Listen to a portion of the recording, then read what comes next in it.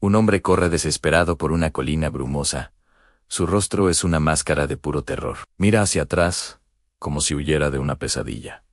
De repente, tropieza y cae. Un telegrama arrugado en su mano se abre ligeramente. ¿Qué vio Scott Eccles, que lo hizo huir de la mansión Wisteria Lodge, como si el mismo diablo lo persiguiera? Bienvenidos. Soy Sherlock Holmes. Esta mañana recibí a un caballero inglés, John Scott Eccles, completamente alterado. Había pasado la noche en la finca de un tal señor García, un español adinerado que conoció casualmente. Según Eccles, la velada fue extraña. García parecía nervioso, distraído. A mitad de la noche, un sirviente entró a la habitación de García y tras una breve conversación en español, su anfitrión desapareció. Al despertar, Eccles se encontró solo en una casa vacía. No había rastro de García ni de su personal. El desayuno no fue servido. Las camas estaban sin hacer. Era como si todos se hubieran desvanecido. Indignado y confundido, Eccles volvió a Londres solo para descubrir algo aún más escalofriante.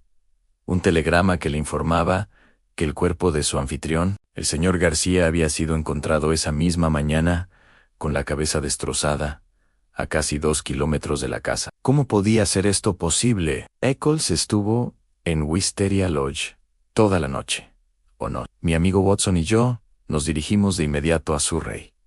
La escena del crimen era brutal. El inspector Gregson, de Scotland Yard, estaba perplejo. No había arma, ni huellas claras, solo el cuerpo de García y una nota extraña en su bolsillo. Estaba escrita en un papel peculiar, y decía a nuestros propios colores: verde y blanco, verde abierto, blanco cerrado, escalera principal, primer corredor, séptimo, a la derecha, paño verde, buena suerte en Don. Un código, un mensaje secreto. Gregson lo descartó como una tontería, pero yo sabía que era la clave. Mientras examinábamos el cuerpo, noté algo más. La víctima era claramente de origen mestizo, no un español puro, como pretendía serán su piel, sus rasgos. Todo apuntaba a un trasfondo tropical. La mentira sobre su identidad era la primera pieza del rompecabezas. ¿Quién era realmente el señor García?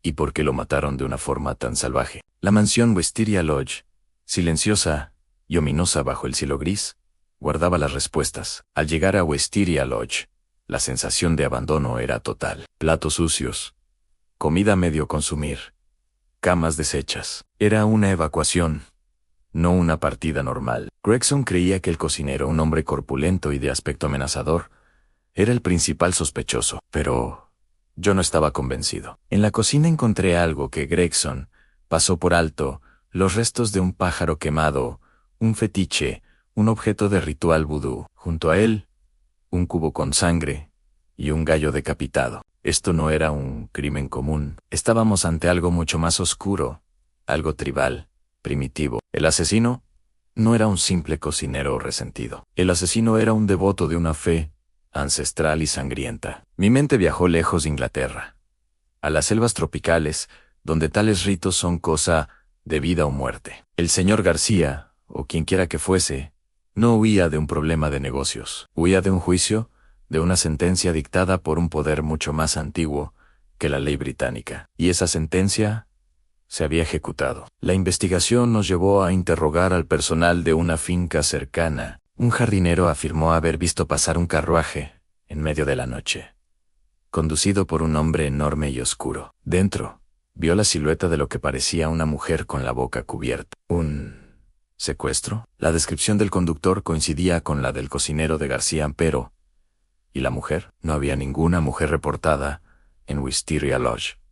Mientras tanto, recibí una visita inesperada. El inspector Baines, un oficial local de Surrey, un hombre astuto y de métodos poco ortodoxos, me informó que tenía a un sospechoso bajo vigilancia en el cocinero mulato. Baines estaba convencido de su culpabilidad, pero algo en su seguridad me pareció fingido. Era como si estuviera montando un espectáculo para mí, distrayéndome del verdadero camino. Decidí seguirle el juego, pero mi instinto me decía que Baines sabía mucho más de lo que aparentaba y que el verdadero asesino seguía libre. De vuelta en Baker Street, las piezas comenzaron a encajar. El vudú, el hombre de origen tropical, la nota críptica. Recordé noticias sobre un infame tirano derrocado en Centroamérica, conocido como el Tigre de San Pedro. Su nombre real era Don Juan Murillo. Era famoso por su brutalidad y por gobernar con puño de hierro. Tras su caída,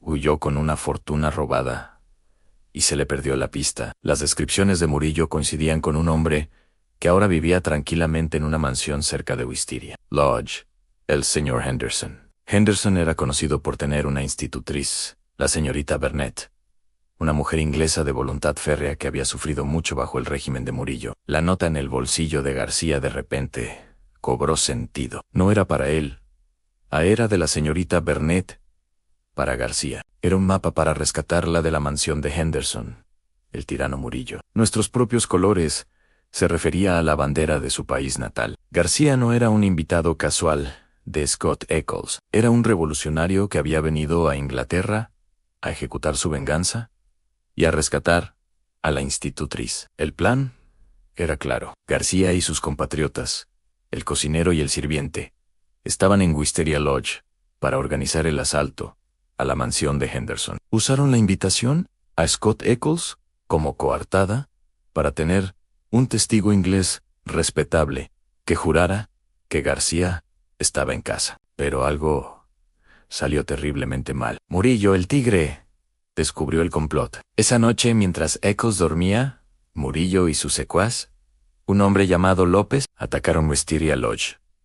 Se llevaron a García y lo asesinaron brutalmente, abandonando su cuerpo lejos de la casa. Los sirvientes de García, al descubrir lo ocurrido, huyeron para salvar sus vidas. El jardinero no vio un secuestro, vio la huida de la institutriz, la señorita Burnett, quien había logrado escapar de la mansión de Henderson en medio del caos, ayudada por el cocinero. El inspector Baines, mucho más inteligente de lo que aparentaba, había llegado a la misma conclusión que yo. Su vigilancia sobre el cocinero era una farsa para hacer que Murillo se confiara. El inspector Baines, revelando su brillante estrategia, nos guió a una posada local. Allí, escondida y a salvo, se encontraba la señorita Burnett.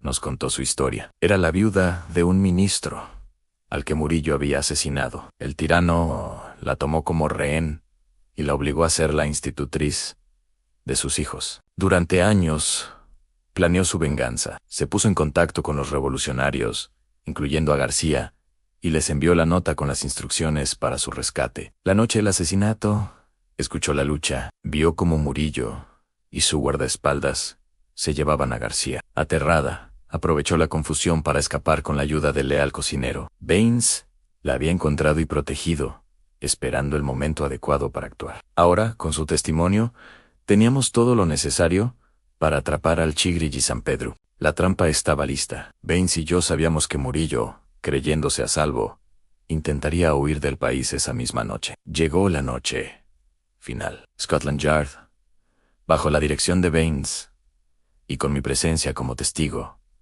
rodeó el puerto. Teníamos información de que Murillo había fletado un barco, el Gloria Scott, para escapar a España. La niebla de Londres era espesa, perfecta para una emboscada. Esperamos en silencio, ocultos entre las sombras de los almacenes. Finalmente, un carruaje llegó a toda velocidad. De él descendieron dos figuras, un hombre alto y de porte aristocrático, con una barba negra imponente, y su secuaz. Era él, don Juan Murillo, el Tigre de San Pedro. En el momento en que pusieron un pie en la pasarela del barco, las luces de la policía se encendieron y las voces gritaron: ¡alto! Murillo y López intentaron resistirse, pero estaban rodeados. La mirada de Murillo al verme junto a Baines fue de pura furia y derrota. El tirano, el asesino sádico que había aterrorizado a una nación, estaba finalmente atrapado. La justicia, aunque tardía y llegada desde el otro lado del mundo,